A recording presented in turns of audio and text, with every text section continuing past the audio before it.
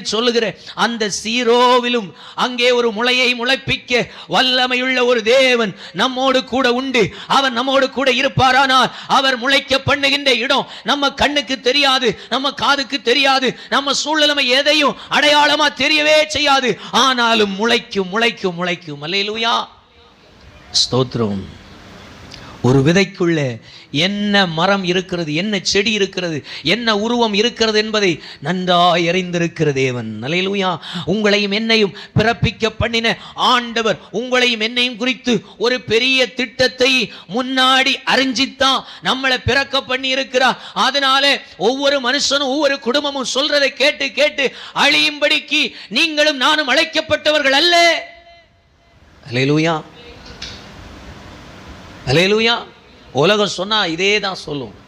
நம்முடைய பலவீனத்தை பார்த்து, நம்முடைய இயலாமையை பார்த்து, நம்முடைய எல்லா சூழ்நிலைமையும் பார்த்து அப்படியே முற்றுப்புள்ளி அடிச்சு சீல் அடிச்சு வைக்கும். அல்லேலூயா.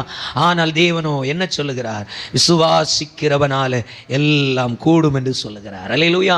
வாக்குத்தத்தத்தை விசுவாசிக்கிறவனுக்கு எல்லாம் கூடும். தன்னை சிருஷ்டித்தவரை விசுவாசிக்கிறவனுக்கு எல்லாம் கூடும்.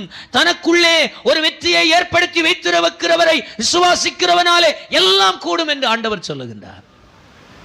தாவீதை பாருங்கள். தாவீது ரொம்ப குட்டி பையனா இருக்கிறான், மிக அழகுல மிகவும் சிறந்தவன். ஆனா யுத்தத்துக்கு இவன் குவாலிஃபைடே இல்லை. உலகம் பார்க்கிறது. இவன் சொல்றான், நான் அபிஷேகம் பண்ணப்பட்டிருக்கிறேன், கர்த்தருடைய அபிஷேகம் என் மேல இருக்கிறது.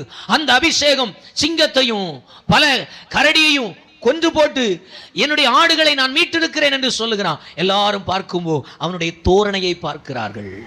அல்லேலூயா. அவனுடைய குடும்பத்தை பார்க்கிறார்கள், அவனுடைய இயலாமையை பார்க்கிறார்கள். அவனுக்குள்ளே தேவன் கொடுத்த பலத்தை எந்த மனுஷனும் அறிந்திருக்கவில்லை. அல்லேலூயா. ஆனால் இந்த தாவீதுக்குள்ளே இப்பேற்பட்ட பெரிய சவுலை இந்த பெலிஸ்தியன் ஆகிய கோலியாத்தை கொல்லக்கூடிய வல்லமையை ஒரே ஒருவர் மட்டுமே கண்டிருந்தார். அல்லேலூயா. காரணம், இந்த பலவீனமான இந்த கோலியாத், இந்த பலவீனமான தாவீதை கொண்டு தான் இந்த பலமான சவுல் இந்த கோலியாத்தை கொல்ல வேண்டும் என்று ஆண்டவர் திட்டம் வைத்திருந்தார். அல்லேலூயா. சவுல் திட்டம் வைக்கல, இவனுடைய தகப்பனாகிய ஈசாய் திட்டம் வைக்கல, இவனுடைய சகோதரர்கள் ஆர்மியில இருந்தவங்க இவனை குறித்து திட்டம் வைக்கல, யாருமே இவனை குறித்து திட்டம் வைக்கல.